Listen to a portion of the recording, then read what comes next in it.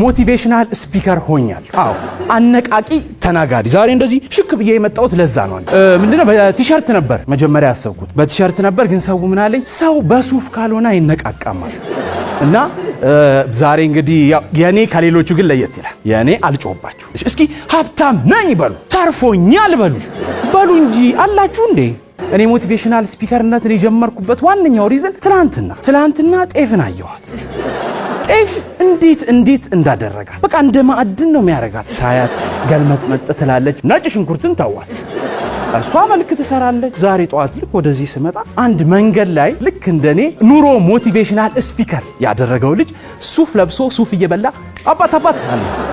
ድንቅ ነህ አለ። እንዴት ነው ኑሮ አለ። ሳስበው ያው በዚህ ጊዜ ኑሮ እንዴት ነው ሲባል ቶሎ ስለማይመለስ ምናምን እኔ እንጃ አልኩት። ኑሮ እኮ ረክሷል አለ። ኧረ አልኩት። አዎ ኑሮ ረክሷል። እውነትህን ነው? አዎ። ከዛ እኔ ማራዳ አይደለሁ። እስኪ ብር አበድረኝ አልኩት። ና አለኝ። ና ወደ ወሰደኝ አስቆመኝ ምናምን። አትጨናነቃል። በነገራችን ላይ እኔ ማንም አምኖ 40 ብር አበድሮኝ የማያውቅ ሰው ነው። ና አለኝ፣ አስቆመኝ። ብታምኑም ባታምኑ በአንድ ደቂቃ ውስጥ 3 ሚሊዮን ብር አበደረኝ።